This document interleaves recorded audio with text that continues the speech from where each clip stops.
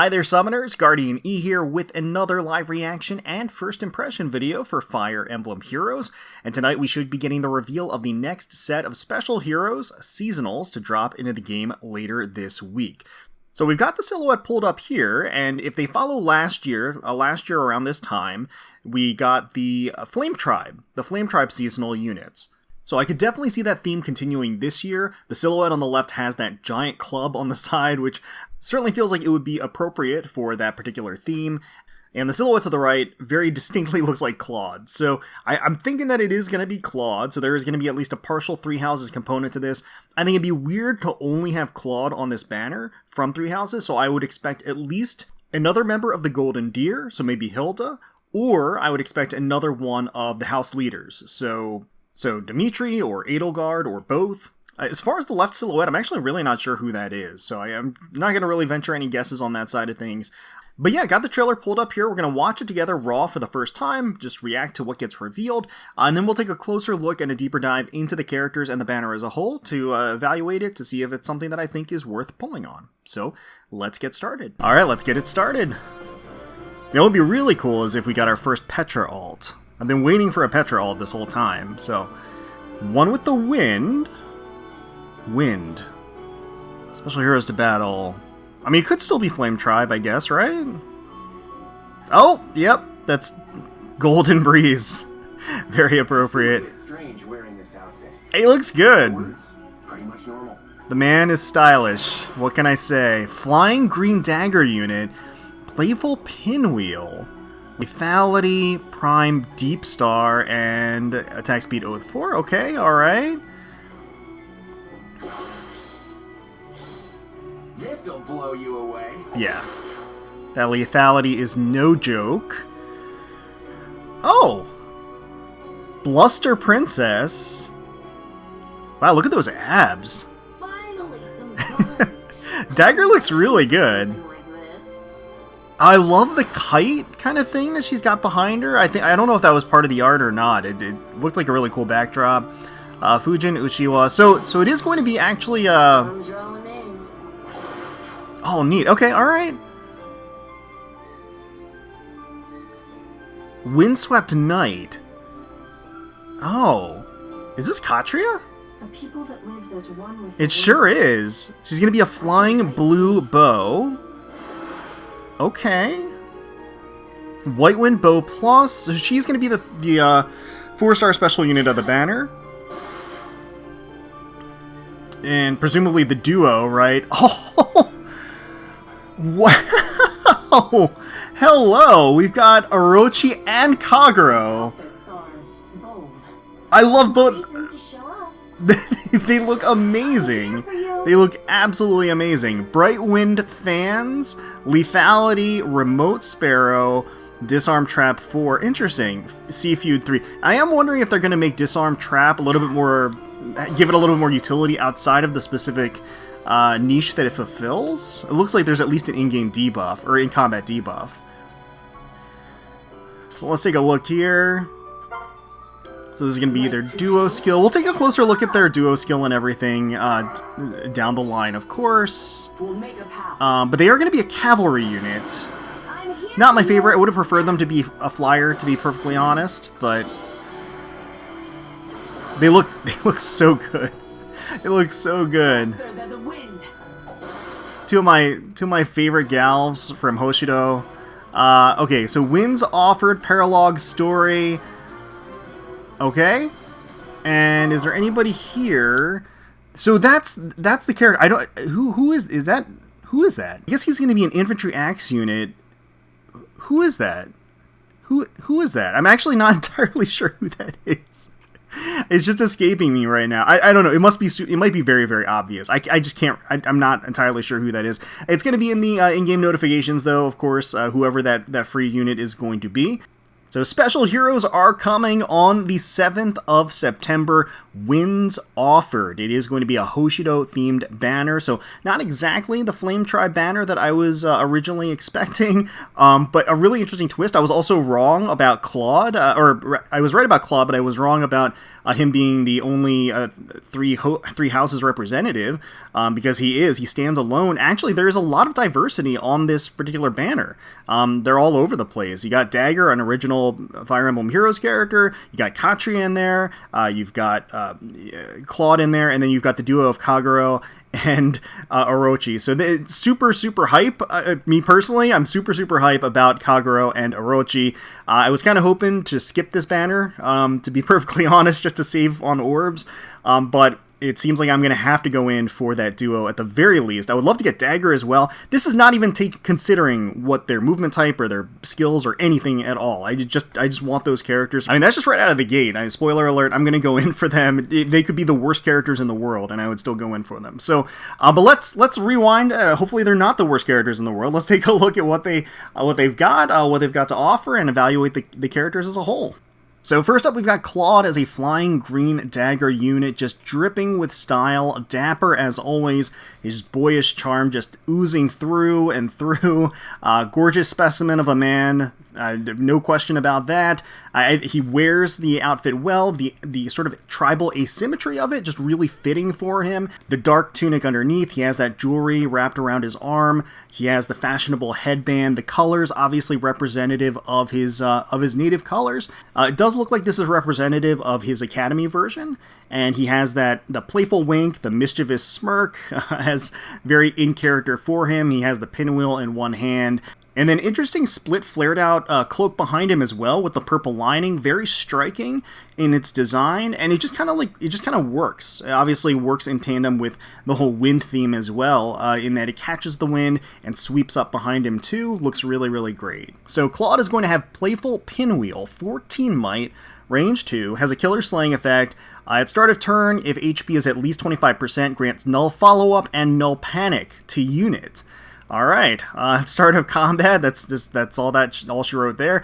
At start of combat, if unit's HP is at least 25%, grants +5 to all stats, grants bonus to unit's attack and speed during combat equal to the number of bonus effects active on unit and penalty effects active on foe, excluding stat bonuses and stat penalties. Okay, alright, ×2, I see. There's no cap there. There is no cap there, so the sky's the limit as far as what that boost can be potentially. And also, if units attack and trigger unit special, grant special cooldown count -X to unit before unit's first attack, and special cooldown count -Y to unit before unit's first follow-up attack during combat. X is the number of bonus effects active on unit, excluding stat bonuses. Max equals the unit's special cooldown value at the start of combat.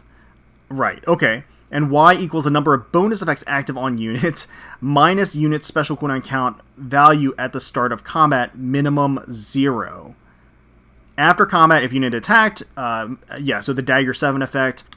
So that's really interesting. So Claude's whole gimmick is centered around him getting a special charge before each of his attacks, right? So if he's going to be attacking into somebody, he's obviously going to be player phase centric. So when he's attacking into somebody, he's going to get a stat boost. The null follow-up and null panic effect is going to be really useful in ensuring that he can naturally double if he does meet the speed check. The killer slaying effect is going to put lethality at a 3-turn cooldown. And then when he's attacking in, he's actually going to get a cooldown to his special, the equivalent of the bonuses on him. And that also synergizes with the other attack and speed bonuses that he gets to his in-combat buff. So what that really means at the end of the day is that he's going to be very hungry for bonus effects on him in order to capitalize on Playful Pinwheel, both the stat boost to his offensive stat line as an in-combat buff, as well as taking advantage of the special cooldown effect of his first and his follow-up attack. That's very good, especially since Playful Pinwheel, as long as he meets the HP threshold, gives himself 2 bonuses out of the gate, Null Follow-Up and Null Panic. So those two count towards both the attack speed in-combat buff as well as towards the special cooldown charge. And what that effectively means is that if he's attacking into somebody, lethality is going to be at a 4-turn cooldown, or 3-turn cooldown because of Killer Slaying effect. And then with those 2 in combat, or 2 activated bonuses on him, that's going to bring lethality down to a 1-turn cooldown. He probably has something else in his kit that gives him another bonus, but again, tons of units out there offer bonuses, so there's no shortage of ways to get to fully and properly give him the buffs that he needs in order to fully capitalize. It's a little bit tougher to get his follow-up attack to be fully charged by default, like automatically, because it does subtract the max special cooldown that he has. So lethality would be at a 3-turn cooldown. So whatever bonuses he needs, he would need to have effectively 6 bonuses on him in order to have the follow-up attack be an instant lethality again. In order for him to lethality twice in a row, provided that the enemy doesn't counterattack, I think he would have to have 6 bonuses on him, whereas he would only need to have 3 bonuses on him for the first lethality going into it without any cooldown at all going into the battle. So that's really, really potent. That's really, really powerful if you are able to capitalize and give him the bonuses that he wants, which really should not be all that difficult. Lethality, of course, 75% of foes' defense and res during combat, as well as disabling damage reduction effects, which is incredibly powerful these days. Attack Speed Prime 4 is going to be a unique A-slot skill. So if bonus is active on unit, grants attack speed plus X to unit during combat, where X equals the number of bonus effects active on unit, excluding stat bonuses, times 2 plus 3, max 9. And also, if number of bonus effects active on unit, excluding stat bonuses, is greater than or equal to 4, unit can counterattack regardless of foe's range during combat. Really? So that's a great A-slot skill, and obviously it works very, very well with Playful Pinwheel. He wants to have as many bonuses as possible. This is just another thing that cements that role that he wants to fulfill. If he even has just 1 bonus on himself, and he's going to have at least 2, right? Playful Pinwheel has Null Follow-Up and Null Panic. So if he has those 2, out of the gate, not looking at the rest of his skills, those 2, it's 2 times 4, or 2 times 2, which would be 4, plus 3, which is 7. So even notwithstanding any other bonuses that he might get from other characters or the rest of his kit, he's looking at 7, plus 7 to attack and speed. So that is very, very good. And then, of course, he has his own unique B-slot skill, so that's going to be Deep Star, enables Kanto 1, and for a ranged unit that is particularly powerful, because it's not going to be a remainder or rely on a remainder, he is always going to at least get a Kanto 1. If unit initiates combat or is within 2 spaces of an ally, inflicts speed defense -5 on foe, reduces damage from foe's first attack by X% during combat. If unit initiates combat, X equals 80, otherwise X equals 30, stacks with other damage reduction effects like that from Deep Star. First attack normally means only the first strike. For effects that grant unit attacks twice, it means the first and second strikes. Wait, has that always been the case? I thought that when it was the first strike and it was a brave effect, it was only the first hit. So in this case, he actually gets the damage reduction for a brave unit that attacks into him, and he gets damage reduction for both hits. Am I going crazy? I don't think that's how it usually works, right? I don't think that's how it usually works. So for him, first attack means either the first hit, or in a brave scenario, it means both the first and second hit. If unit initiates combat, grants Deep Star to unit and inflicts gravity on target and foes within 1 space of target after combat. Alright, so Deep Star. For 1 turn, if it is unit's first combat initiated by foe that turn, reduces damage from foe's first attack by 80% during combat. That turn only. First attack normally means the first attack. For effects that grant units attack twice, it means the first and second strikes. Okay, so okay. So that means that he's going to inflict gravity on the enemy. He's also going to grant Deep Star to himself, right? And that's going to be another activated bonus on himself that's going to help with the Prime skill, going to help with the proccing of his effects for his weapon. And that's also going to stack, that damage reduction of 80% is also going to stack with the, the 30%? Yeah, the 30% that Deep Star just gives. So that's going to be multiplicative, right? And that's going to stack on itself. If he's attacking into somebody in player phasing, then he's going to enjoy 80% damage reduction on the first attack back. So that is sort of Claude's MO, and we've seen similar effects in the past in what he has in inflicting the Kanto, also having severe damage reduction on his side of things to be able to tank. And that's continuing here in an ever more powerful fashion. Attack speed Oath 4, very fitting for him. He wants to maximize his attack potential on player phase with both the offensive stat line. At start of turn, if he's within 2 spaces of an ally, grants attack speed +6, and the following effect, unit can move to a space adjacent to any ally within 2 spaces. If unit is within 2 spaces of an ally, grants attack speed +3 to unit during combat. So once again, that is another bonus that's going to be activated on him. So out of the gate, that means that he is going to have 4 bonuses on himself, just from his kit. At default, out of the gate, you pick him up and use him, he's going to have 4 bonuses on himself, and those 4 are enough to grant the close counter from attack speed prime 4. Obviously, the close counter is going to work very, very well with Deep Star, inflicting the gravity on the enemy, them having to counterattack, and when they counterattack, severe damage reduction on their side of things, and then Claude can retaliate with the attack speed prime 4 and the lethality, because he's also going to get the special charge as well. So it's a killer kit. I mean, he's got so much stuff going for him. It's very tricky. I think very in line with what we've seen from Claude in the past, and certainly in line with his personality. It's going to be deadly. This is definitely really, really powerful stuff, and his ability to just chain lethalities and get so much damage out of the gate. Like, look, you cut that special charge, immediately he had a 2-turn cooldown, and then it just enjoys the full effects of those attacks. And next up, we got Dagr as a cavalry sword unit in this midriff-bearing number. I guess a channeler's outfit of sorts, but showing off the abs. I mean, the musculature in general, her physique, her impressive physique and tone throughout. I mean, the shading, I think, does a great job at emphasizing and accentuating the muscular tone of her body. It just suits her really, really well with the red and the white and the gold. She has these sharp, almost feline features in her expression, but she has that just winning, charming smile, very inviting, very friendly. I think they did a great job in capturing her personality here.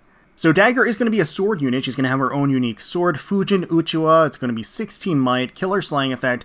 At start of combat, if she has at least 25% HP, grants plus X to all stats, where X equals 5 plus the greater of unit's current bonus or foe's current bonus on each stat, calculates each stat bonus independently, inflicts penalty on foe's stats, all stats, equal to the current bonus on each of foe's stats, calculates each stat penalty independently, reduces damage from foe's first attack by 40%, and grants special cooldown charge +1 to unit per attack.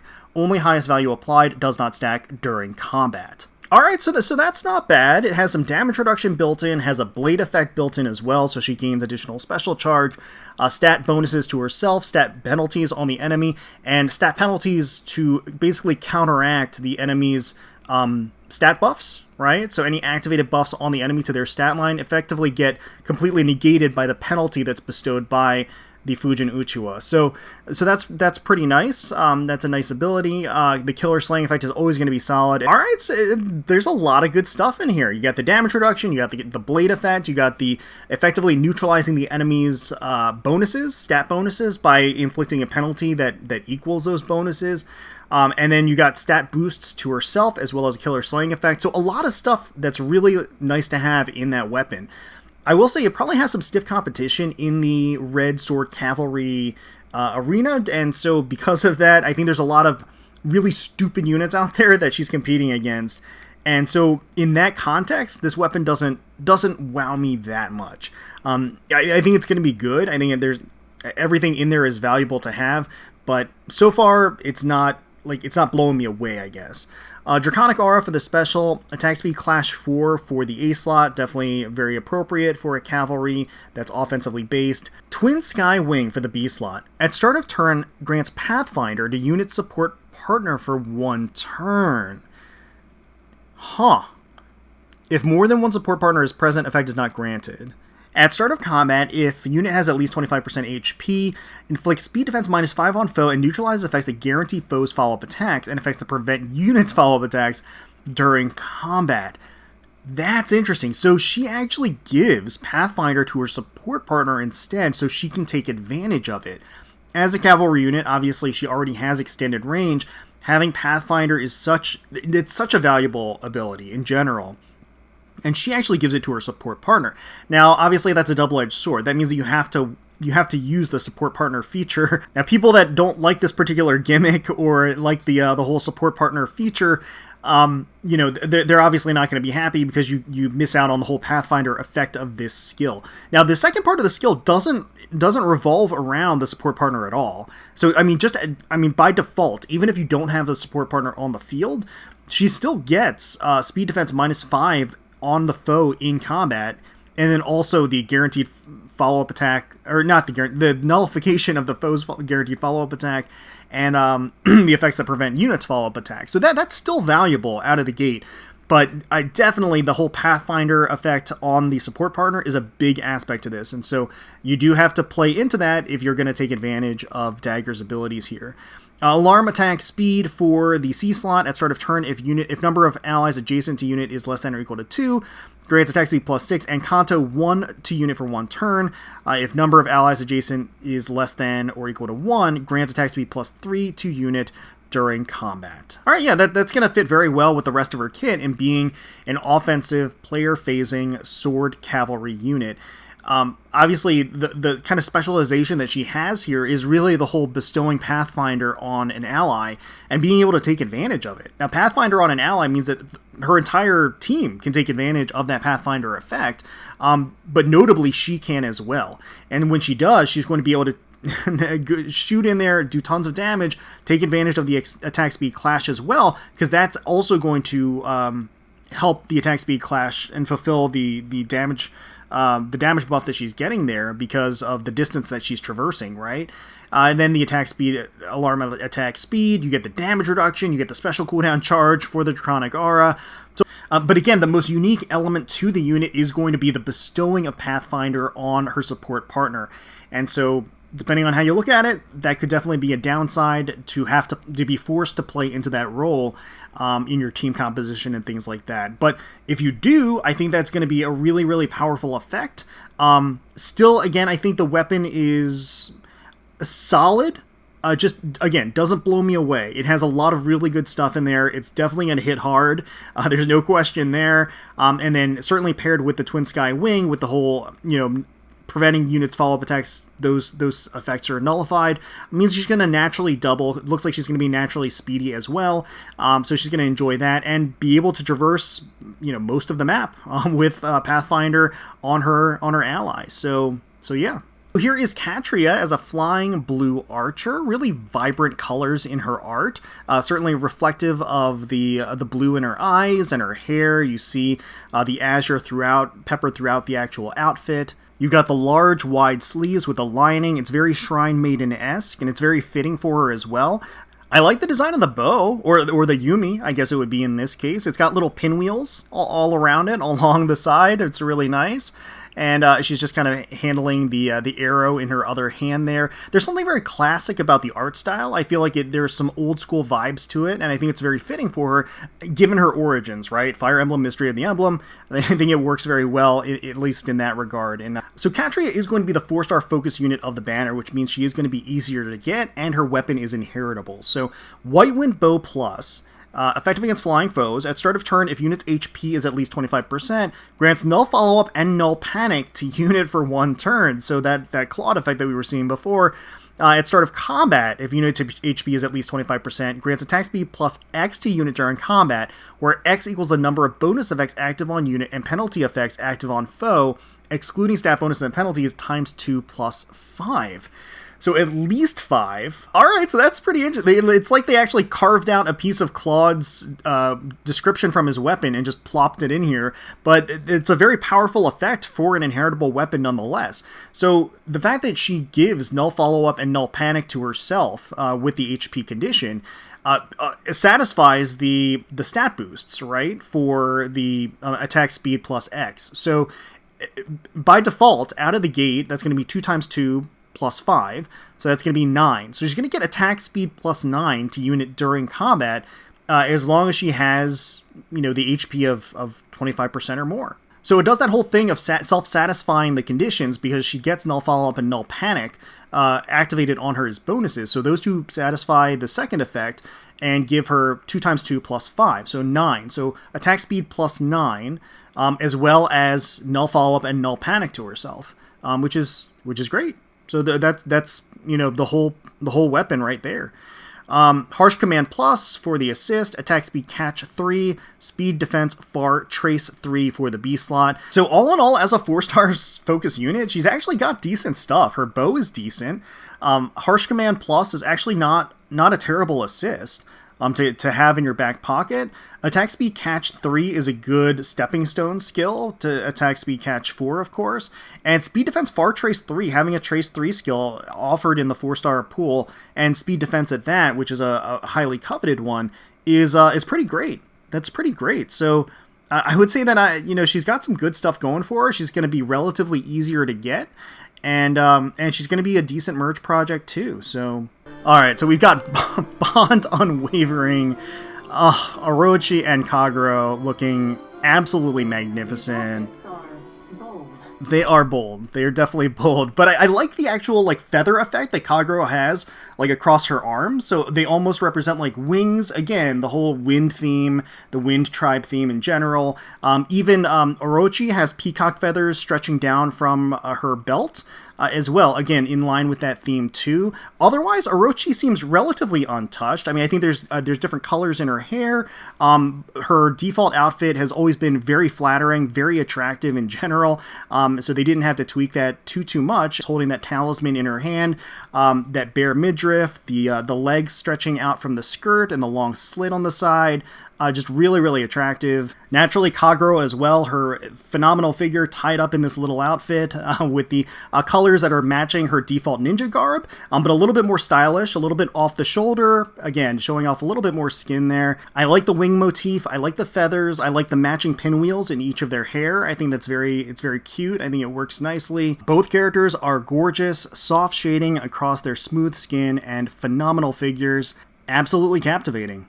So they are going to be a colorless Dagr cavalry unit. Bright Wind fans, 14 might, enables Kanto Distant Max 3. Okay, Killer Slaying effect at start of combat if they have at least 25% HP. Grants +5 to all stats and grants attack speed plus X to unit, where X equals 20% of unit speed at start of combat. I see. And neutralizes effects that inflict special cooldown charge minus X on unit during combat. So it nullifies guard effects on her. And also, if unit initiates combat, reduces damage from foe's first attack by 50% during combat, and unit's next attack deals damage equal to the total damage reduced by any source, including other skills, resets at the end of combat. So the next attack deals damage equal to the total damage reduced, not an actual percentage. So the total 50% that gets reduced, that gets added to the next attack. Kanto Distant Max 3, after an attack, assist skill, or structure destruction, unit can move spaces equal number of spaces from start position to end position, unit moved prior to taking action, max 3. So that's really interesting. Isn't that just a better Kanto than the one that was, there was a special Kanto that was on the Thief Kagero, Kagero and Nina. That duo unit, so they were also a cavalry dagger unit. I believe their Kanto, they could basically teleport back to where they started. This is basically the same thing except better, because they don't have to go back to where they started. They can actually go forward or advance or go anywhere. So if they travel up to 3 spaces, which obviously cavalry do as a maximum value, then they can move back that same number of spaces. That's very good. That's very good, especially for a ranged unit in general. That's going to be very potent. Lethality for the special, very, very good. Basically the best special for a dagger unit. Damage reduction nullification in there. Remote Sparrow for the A slot. If player phasing, grants attack speed +7 during combat and reduces damage from foe's first attack during combat by 30%. So getting some damage reduction baked in there, which will stack with the 50% damage reduction that she enjoys from their weapon. Alright, Disarm Trap 4 for the B slot. Inflicts speed defense -4 on foe during combat, and if unit initiates combat, neutralize effects that prevent units' follow-up attacks during combat. What? So this is a glow up. This is a big glow up for the Disarm Trap. having out of the gate, not even taking into consideration the effect of actually disarming traps, as a B-slot skill, you get an in-combat debuff to speed and defense, as well as neutralizing effect that prevent units follow-up attacks during combat. That's really good. That's just a really good solid effect on the B-slot, in addition to the disarming trap ability. So while attacking in Ether Raids, if unit ends movement on a space with a bolt trap or a heavy trap, cancels trap's effect. If unit ends movement on a space with a hex trap, reduces trap's trigger condition by 10. So this is a crazy upgrade from the original disarm trap. It's so much better, obviously taking into account hex traps now, but also just the first effect is very solid, even outside of Ether Raid. So you're still getting a bonus effect. You know, it's not necessarily toe-to-toe with the best B-slot skills out there, but it's still very good. And then you get the secondary the effect of the disarm trap in there too, which is very useful for Ether Raids as well. So they really wanted to see more people use disarm trap, apparently. And then Colorless Feud 3 for the C slot, that's going to help them handle the matchups against colorless units very well. I will say I'm a little surprised that they don't have any cooldown reduction effects to the special. They have an anti-guard effect on their weapon, which is great, but they don't have anything that actually improves their ability to gain special charge, which could be their duo skill. So we can go ahead and take a look at that right now. All right, so their duo skill, yeah, it's as if I know what I'm talking about. So duo skill, grant special cooldown count -1 to unit. Grants unit can move 1 extra space. That turn only, does not stack, and neutralizes foes' bonuses during combat to unit for 1 turn. Once used, duo cannot use that skill right away. Every 3rd turn, it will refresh. Alright, so that is quite nice, right? So lethality has a 4-turn cooldown, the killer slaying effect makes it a 3-turn cooldown, and then this duo skill is going to make it a 2-turn cooldown. If she attacks into an enemy and they counterattack, then the follow-up attack is going to be the special, the lethality, in addition to having the 50% additional damage from the damage reduction that they enjoyed, right?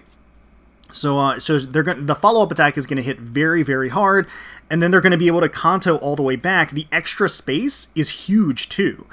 So getting an extra movement tile for a cavalry ranged unit is exceptionally good, as everybody knows at this point. Now, with the additional extra space, that does mean that she's not going to be able to Kanto all the way back to where they started, because if they go the full 4 space distance, they're only going to be able to come back a maximum of 3 spaces through the Kanto.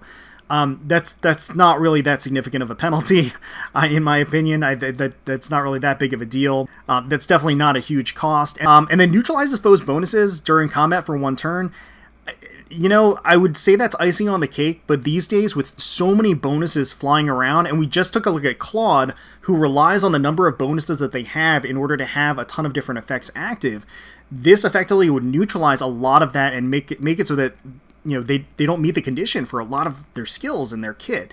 So again, as more and more kits rely on having active bonuses on the unit, this is going to be more and more powerful of an ability. So overall, really solid duo skill, and one that obviously you can use and invoke multiple times in the course of combat. So that's really good. That's really good. And we can see it in action here. So yeah, they're going to activate. So obviously lethality at a 3-turn cooldown, right? Like 2 peas in a pod.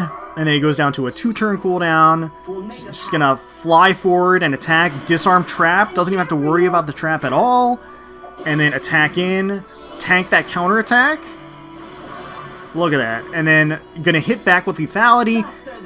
Faster than the wind. In addition to the damage reduction that they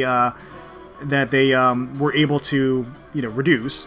All unleashed in the follow-up attack. So really potent combination of stuff. So yeah, I think the duo is really powerful. No surprise there. I do think that they meet expectations in terms of what they can do, what they can dish out, their duo skill synergizing with the rest of their kit.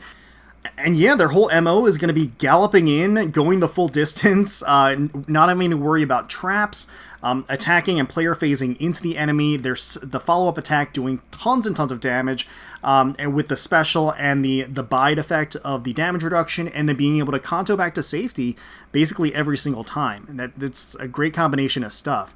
So from an art perspective, I think across the board, they did a terrific job. I think all the characters look really sublime. The duo looks stunning. Dagr looks amazing. I think Claude looks fantastic as well. Catria looks really great. Again, I think they did a great job in the art department here. From a power perspective and what they offer, the duo is way up there, and I think Claude is way up there as well. I think they're kind of neck and neck. I mean, Claude's not a duo, but I think what he offers is so strong. I think, honestly, they're kind of neck and neck in terms of the value. I think Dagr's really good, too. I think that she's facing some stiff competition. And then, additionally, I think her unique effect is a little gimmicky, and it's not going to appeal to everybody. It's not going to be a universal thing. I think that's what holds her back a little bit, but, make no mistake, I think she's going to do very, very well if you decide to create teams and compose teams around that ability. And then Catria, I think Catria, for a 4-star unit in particular, is very, very good in terms of what she offers. So honestly, really great banner as a whole. Like I said, I was kind of wishing I could skip this banner, but I really can't. I can't skip this banner when Orochi and Kagero are on this. And Dagr, too. I really like Dagr as well. So I'm going to be summoning. I will be summoning, probably up to the spark on this particular banner. Yeah, we're going to have to go in. We're going to have to. But let me know in the comments below if you guessed who the units were, if you guessed what the theme was, and who you're most looking forward to, if anybody, if you're going to be skipping, if you're going to be going in for a particular character, let me know down below. Hopefully you all enjoyed the video. If you did, please feel free to leave us a like, comment, subscribe to the channel for more Fire Emblem Heroes content. We thank you all so much for watching, for taking time out of your day to spend with us. We really do appreciate it. And until next time, let's protect those skies.